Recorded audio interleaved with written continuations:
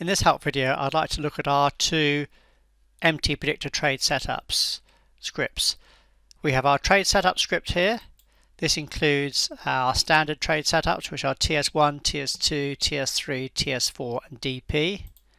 Our advanced trade setups include our wave 3 trade setups. If I scroll down a bit, you can see it is our TS1 W3, TS3 W3, TS4 W3. These are the wave 3 trade setups and our VS setup. The reason we have two scripts is to keep the resources small in TradingView. We have resource caps where we can't use too many resources in TradingView because it's an online platform. Therefore, to keep the resources lower, we then split these into two particular trade setups. So the options you have in these are quite straightforward. First of all, there's a days to calculate. This is covered in a separate video. The idea being you want to keep this as low as possible, to keep the resources as low as possible.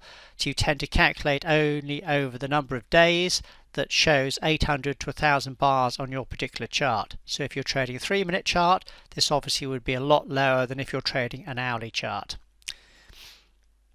You have the option to display pivot labels. This then shows the pivot label you can do your analysis on, and this is covered in a separate video as well specifically.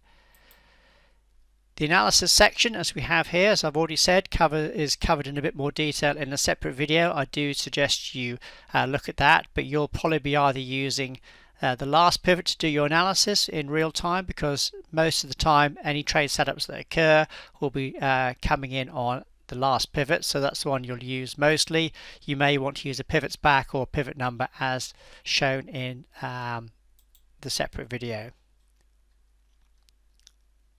You have the option to do your different colors there and the minimum risk reward, as well as choosing which setup to display.